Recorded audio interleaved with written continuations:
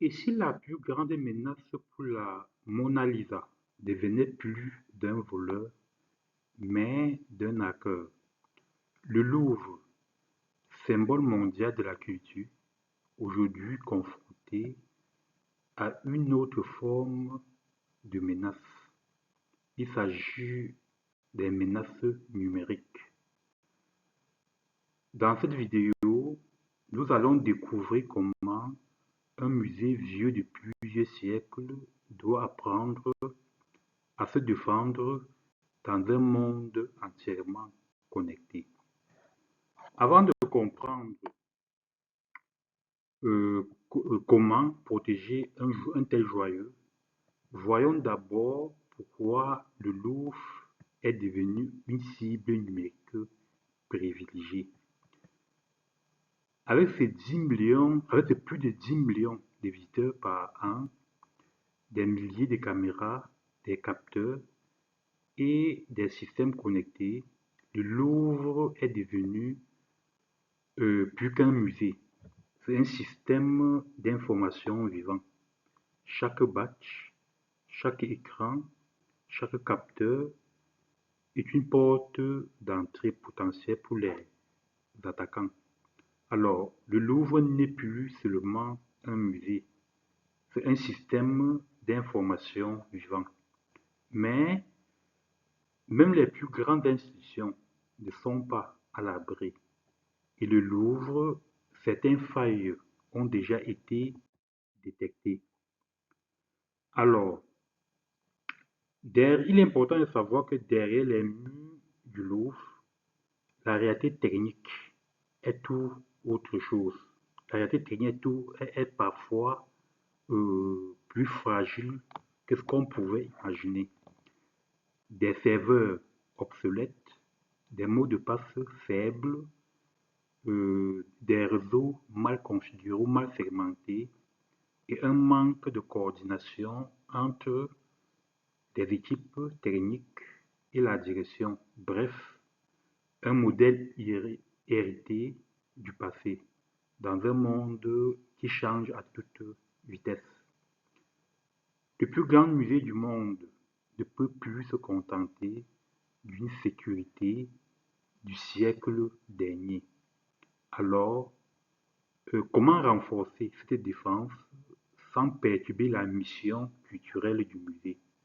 La réponse à cette question, elle se résume sur un simple pilier essentiel de la cyber-résilience.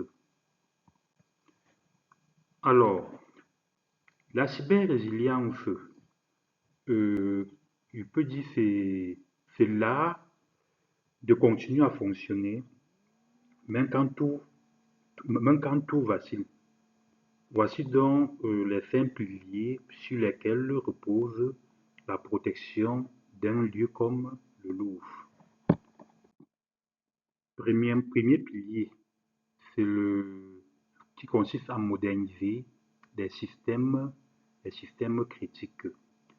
Ici, il sera question de remplacer les serveurs obsolètes, automatiser les mises à jour, centraliser la supervision. Bref, l'objectif ici, c'est de réduire la surface d'attaque tout en garantissant la continuité de service.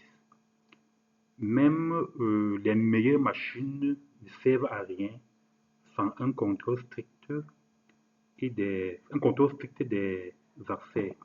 Nous passons tout de suite au deuxième levier qui consiste à renforcer la gestion des identifiants.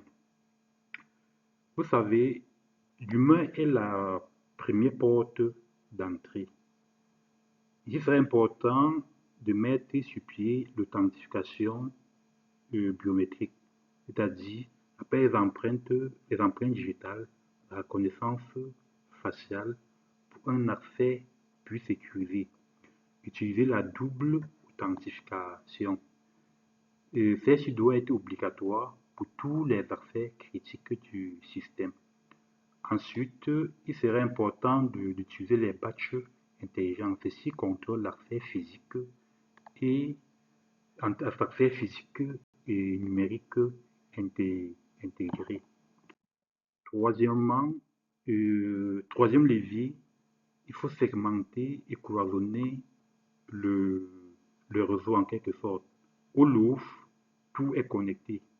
Billetterie, éclairage, capteur, vidéosurveillance. La segmentation ici va empêcher qu'une attaque locale ne devienne une crise globale. En d'autres termes, une faille ne doit jamais compromettre tout le système. Mais la clé, c'est aussi une surveillance continue en mettant sur pied un centre opérationnel de cybersécurité. Ces centres de commandement, il contrôle tout le système 24 sur 24. Il détecte, analyse et réagit aux incidents. Et ceci grâce à l'automatisation. Alors, le Louvre peut désormais anticiper sur les menaces avant qu'elles ne deviennent visibles. Et enfin, le cinquième levier, peut-être le plus important, c'est la culture. Il faut instaurer une culture de gouvernance et de crise. Comme vous le savez, la technologie seule ne suffit plus aujourd'hui. La vraie résilience, c'est celle des femmes et des hommes formés, préparés et coordonnés.